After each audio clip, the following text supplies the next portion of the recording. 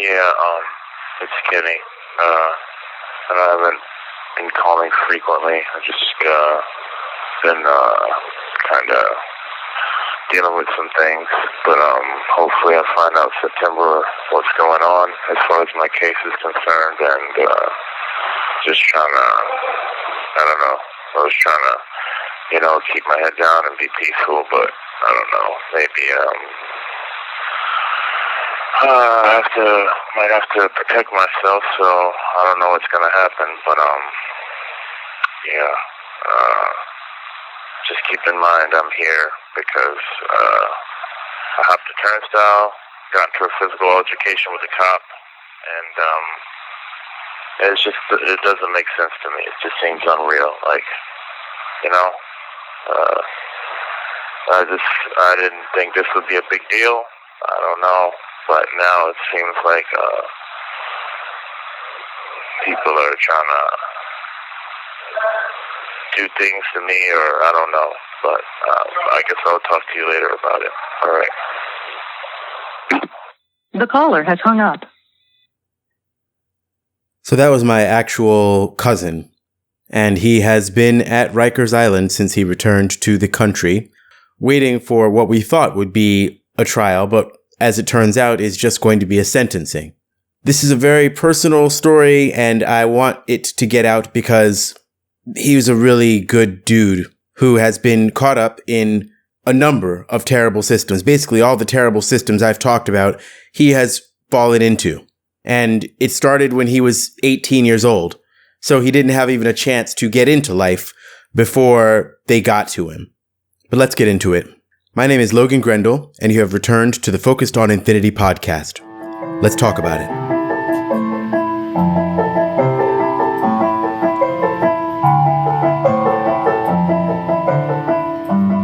So I talk a lot about the prison industrial complex, and I talk a lot about the military and how I don't support the military, and the whole idea of supporting the troops to me is just bullshit. It's just another way to basically mask the fact that our country is a military and some companies. That's basically all we are. That's all we do. And no other country has military bases at the back door or even inside of other countries. And we have 800 of them around the world, right? The idea that America is some sort of benevolent force in the world. I mean, if you didn't realize it under this president, that's a lie. I don't know what's going to make it happen for you, but it's the truth. We are not, and we have not ever been, the good guys. And the reason I'm starting with my cousin's story is not only because it needs to be heard, but because we really need your help. Any of you that are in the legal professions, any of you that are lawyers, or any of you that know about defense against this sort of thing, literally hit me up. And if you know someone who is, please do point them in my direction. Because let's start with a little bit of the history. We'll go all the way back to how this all began. Starts when he was about 18 and looking for something to do with himself. Being a, black male without a family with money and, with a rudimentary education, but just what was available through public schooling. So it seemed like the best idea was for him to join the military. I mean, at least to him it did, because they were offering college, they were offering opportunities, and of course they were offering the VA. So, you'd have healthcare for essentially the rest of your life after you did your term of service. Sounds great. But he came of age right around 9/11. So what happened? Well, he went to Iraq. So this young man went as a soldier and did the God's only knows what to the Iraqi people. And I don't even ask him about it, right? I don't ask him specific stories or to tell me about the situation because I know that we were not the protagonists of that story. History has shown to us that we were there for no reason. Well, we were there for reasons. Definitely for reasons, but they were not good reasons. We were there based on a lie, but mostly to further American empire and corporate interests, especially those of the military-industrial complex. And you know what they need? They need poor people to stay poor so that they can offer them incentives that should be free and are free in every other country, such as healthcare and schooling. These things should be the baseline offerings of any society that considers itself worthwhile. What is the point of having a society if you don't make sure people are alive? If they are injured, they don't die for no reason. especially not the reason being that they don't have enough money. What is the point of having a society if a person cannot acquire the amount of education that is required to live well in that society? But we don't offer that, right? So he goes to war and fights in war as what we all discovered later was as the villain. And one of the reasons I don't ask him what happened to him out there is because I know how these things go, right? You go out there and you do what you're told. And at the time, they didn't know, especially not at age 18. The brain isn't done developing until age 24, right? I mean, that's a fact. And there are plenty of decisions that people should be able to make as adults. I mean, I believe in personal liberty. I believe people should be able to drink, do whatever, once they reach a physical age of maturity where they can handle these things and they're not doing adverse damage to themselves as they develop. That, to me, is important to make a delineation between child and adult physically, right? But the process of growing up, that's just an ongoing process, right? You still feel like the same person, but you just have more ability to discern, more ability to stay out of trouble, and also you understand more the notion of consequences. And also your body doesn't respond as quickly or heal as quickly. So you make better choices, right? But otherwise, you feel very much the same. But at 18, you're relatively speaking just invincible, right? So they get these kids fresh out of high school and send them to some foreign land thousands of miles away. And what happens to you when you're that far out of area with a group of people with whom you have developed this special kind of camaraderie because of the very, very specific experience you're all going through together and the trauma and the traumatic experiences that you're going through? You form up. And of course, what they do is they push forward the ones that have the worst, cruelest instincts, and they put those people above the others. Why? So that when you need to do something that is unconscionable, the people who are in charge are the ones that say, you're going to do this or you're out of here. Or even worse, since you're thousands of miles away from home, trapped with this group of other soldiers, well, who knows what they'll do to you in the night if you break too far from convention, right? This bully culture, I mean, what is more bully culture than the military? You're literally going with weapons to a foreign land to, by force, do whatever it is you're told to do. It's hierarchical, it's patriarchal, and it's also all for corporate interest. It's really the nexus of, it's essentially the cops of the world. And we know how I feel about the fucking police, right? So this is the situation that he gets into. First off, first adult experience, basically. And what happens? Well, based on the things that happened to him, which I don't know too many specifics of and will not ask, he came back a different person. He was on various medications, strong medications. And I believe that the reason that, he had to be so heavily medicated was not because there was something wrong with him. It was because he's a normal person who had been essentially forced, coerced by circumstance and then by individuals to do monstrous things. How can you heal from that? Especially if it is not acknowledged, and especially if you are consistently gaslit and lied to about the fact that what you were doing was for some benevolent purpose. So, medicated, heavily medicated. Now, when he returns, he has no money because they don't treat vets well at all. They treat vets like shit. You literally go and risk your lives. And again, this is not some support the troops type of jingoistic bullshit. I don't believe that anyone should be going over there to essentially commit war crimes on behalf of the American empire. Fuck that. But if you're going to get people to do that, this is the world that we live in. This is the reality of now, right? So if you're going to get someone to do that, the very fucking least you can do is protect those people, is help those people, is make sure those people have every single thing they need for the rest of their natural lives. But what happens? No, he comes back with a war mentality on who knows what kind of pharmacopoeia salad, what sort of brain stew they've created for him. And he has no money, so he jumps a turnstile. Any one of you who's thinking, well, it was illegal, he deserved it. Well, I don't think anyone who's listening to this would actually think that or say that. But if you're thinking it for a second, crime is always a response to poverty. When people have everything that they need, you don't get crimes like that. Now, ask yourself why you think a person should have to go to jail for not having money. That's the nicest way I can say that. At any rate, jumps a turnstile, gets caught by the NYPD. And they do, as they do, they see a young, tall, black male. They view him as a threat, and they immediately accost him and go straight to physical tactics. But this is a soldier who's just recently been at war. What do you think is going to happen when a bunch of people attack you, especially for what you view as unjust reasons? You could have just given him a ticket, right? But no, they went to physical. And so whatever happened, is all I'm going to say here. The long and short of it is that he ends up with cases. And no, he did not hurt or damage. He did not viciously injure some cops or anything like that. So just get that shit out of your head. Not that it would have mattered if he did, given the circumstances, but just to set the record straight. So then, bam, he goes from being caught up in the military-industrial complex to the fucking prison-industrial complex. Because that's what we offer to kids here, especially fucking black males. All poor people, really. All poor kids. Poor kids, your choice is poverty, minimum wage job that will never get you anywhere, or maybe the military. If you come back alive, maybe we'll send you to college. That's what they dangled in front of his face. But guess what? You can't fucking go to college if you're in jail. Now, what is a Marine doing in jail? You just brought this person back from war, where they had to react with violence to life-threatening situations. What the fuck do you expect? So, long story short, he went elsewhere for a while.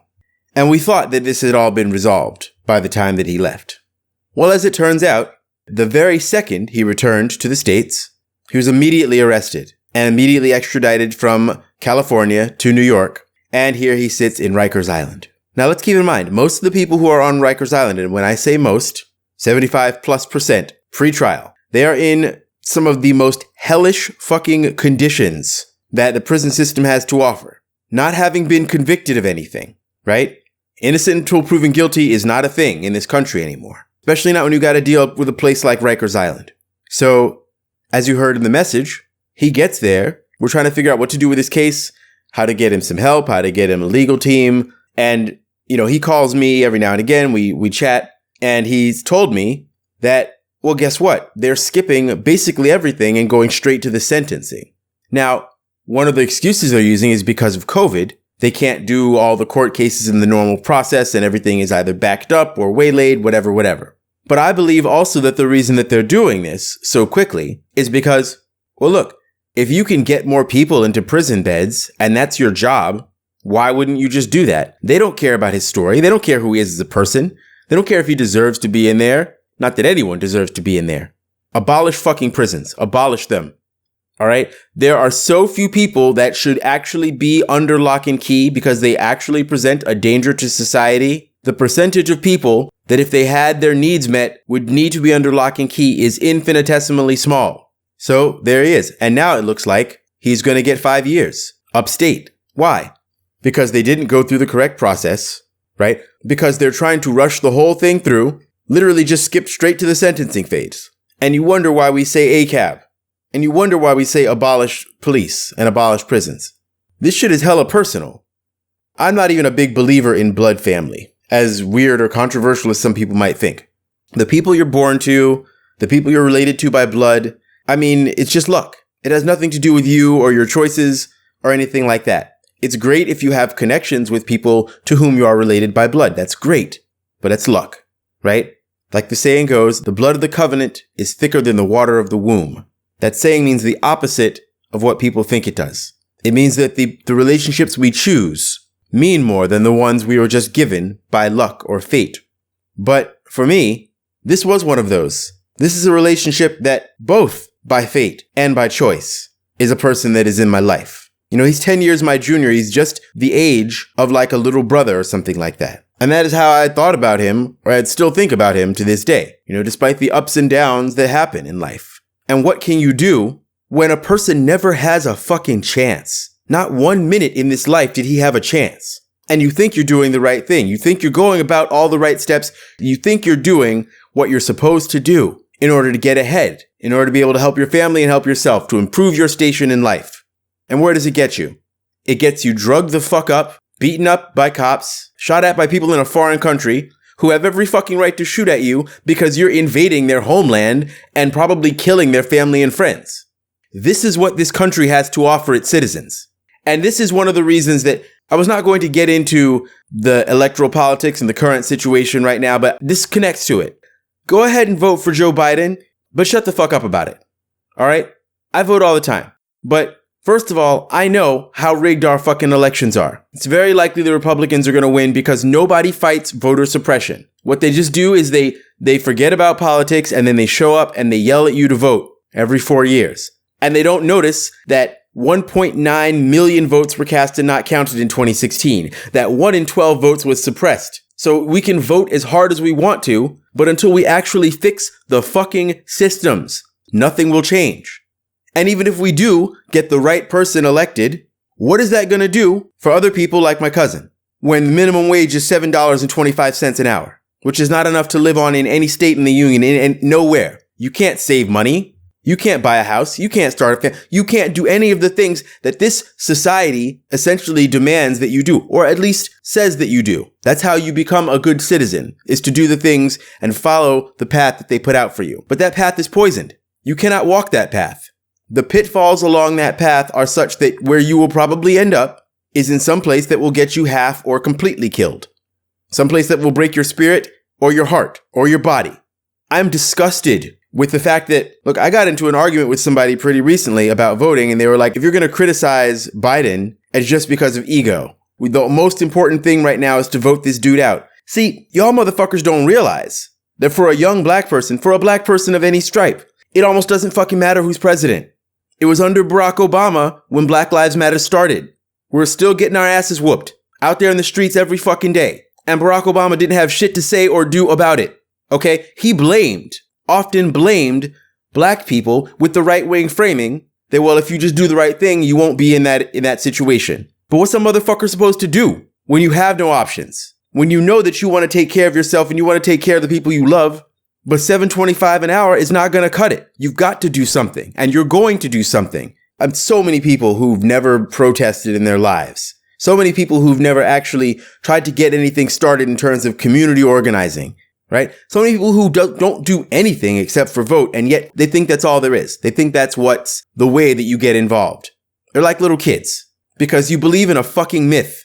The benevolence of America is a mythology, one from which we need to wake up, because my cousin's story is just one of countless thousands, millions probably, and not just of black people, but of poor white people, of Latinx people of all stripes. And it's also similar to the immigrant story. It's just different ways of getting people into circumstances where they are essentially slaves and where they are either complicit to American empire or they're ground into the gears of it.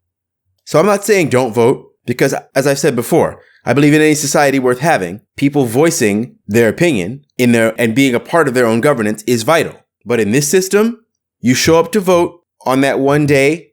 That's the absolute least you can do. And it's the least important part of getting involved. And if that's all you do, you don't know anything. And people have the luxury of just voting. Well, that's because their lives aren't in peril all the time, every day. It's because you don't feel the existential dread of police existing. Walking by police as a black or Latinx person, that's existential fear all the time, all day, every day. And that doesn't get fixed by who the president is. And we need these motherfuckers to fight for us. We need people who think that just voting is going to do it. We need you to do more. We need you to stand up and fight and get involved. Because if you're not willing to do that, the other 364 days of the year, because you're asking us to help you protect the system, because your life works pretty well. So if you need our help, you're going to have to pitch the fuck in. And I don't even mean to make it transactional, but it is what it is. That seems to be the only way that y'all work. You have been watching basically everyone who's not, cis white person with a little bit of money, and even some of you without that much money, right? You can get by all right as a white person. You just don't understand being out there, black or Latinx or queer, right? With a family that doesn't want you. The conversation around privilege is one that has become too fraught.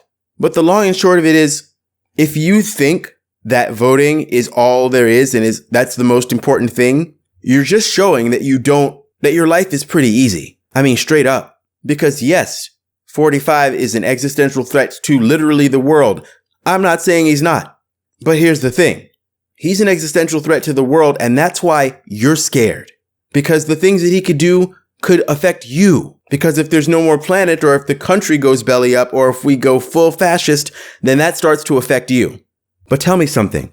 Why didn't you care that every town USA with black people, that every Martin Luther King Jr. Boulevard in America is already a fascist state? Why didn't you care then? Because it is a fascist state. It's over-policed, and if you run afoul of them, you end up in jail.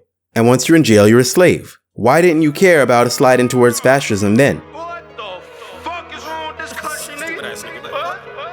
Blow in the trunk, just like an elephant. Cup that I'm sipping is filled up with melanin. Migrate and work, I need a settlement. Never fuck with niggas just like the government. Head in the hood like I'm Trayvon. Rolling up my sleeves cause I'm bare arms. Barstool, Marvel, niggas Capcom. You a double low, we cannot bomb. Mass shooting, crackers shooting from the mass. Wanna take a life, the only thing we have. Hate how we design, we hate what they design. Every fucking day another hate crime. Every other day another Caliban. Black on black violence, racial suicide. 12% we in, how can we repent? Why would we repent if Ronald Reagan lived? Fuck Donald Trump, MAGA either day. Aggressive opinions irrelevant. Magnates and lobbyists steal for the poor for their benefits. Steal from the poor for their benefit. I'm going to end this episode here.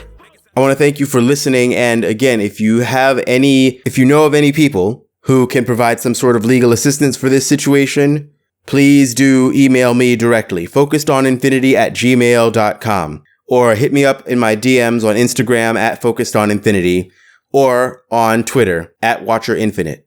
And anyone else, actually, feel free to DM me at any time, any questions, anything you want me to cover. Took a little bit of a hiatus from the main podcast because I unfortunately lost my best friend, Beowulf, a couple of weeks ago, and it was devastating during a time when we are all so isolated, especially since, dogs have been my life for the past dozen years. It was a lot, but I'm back, and I know how much work there is to do, and it's time to get to it. Things are going to get even darker. I know this is not a very happy episode, but it is what it is. There's 2 hurricanes and wildfires bearing down on this country in various locations. The second wave of COVID is coming fast upon us. And just stay safe, right? Stay safe. Wear that mask. Don't be going to restaurants and parties. No matter what anybody tells you, it's just a bad idea, right? Just don't do it. It's going to be next year before we're out of just the COVID part of this mess, and there will be other messes to contend with. And when November comes around, in fact, probably we'll need to do it before November if you want to do it by mail. I'm going to say this. I'm not going to tell you what to do with your vote, except for this. I could forgive someone for voting for Trump the first time. I can. I get it. I would never have done it, but I get it. You wanted to flip the table. Didn't really think he was going to win. Wanted to just roll the dice and see. I get it. But if you're thinking about voting for him in 2020, that will fall on your head. And if that sounds like a threat, it's because it is. I am a witch after all. Otherwise, do whatever you gotta do. I recommend voting down ballot at very least because those down ballot races are super duper important. Much love to you all. Thank you again for listening. We'll talk soon. Grendel out.